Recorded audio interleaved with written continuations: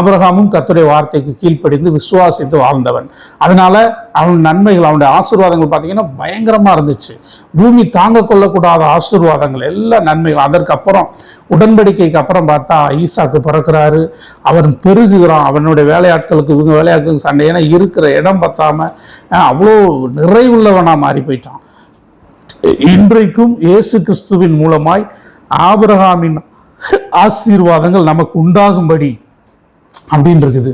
So கிறிஸ்துவ மூலமா நமக்கு அந்த உடன்படிக்கையின் ஆசீர்வாதம் இன்றைக்கு இயேசு கிறிஸ்து அவர் சிந்தின ரத்தத்தினாலே, இந்த புதிய உடன்படிக்கையின் ரத்தத்தினாலே இந்த ஆசீர்வாதங்கள் கிறிஸ்துவ மூலமாய் நமக்கும் வருகிறது. பூமிக்குரியவர்கள் மட்டுமல்ல, பரலோக ஆசீர்வாதங்கள். அதாவது ஒரு யூனிக் பிளெஸ்ஸிங். தேவன் நம்மோடு கூட இருக்கிறது, நம்மோடு கூட பேசுவது, நம்மை எச்சரிப்பது, வழி நடத்துவது. எத்தனை தலைமுறை வந்தாலும் நமக்காக, ஆபிரகாமுக்காக அவன் தலைமுறைகளை இந்நாள் வரைக்கும் பாதுகாக்கிறார். அவனோடு செய்த உடன்படிக்கை அவர் நினைவு கூறுகிறார். தாவீது தப்பு பண்ணாலும் ஆபிரகாமை நினைச்சு பார்க்கிறாரு.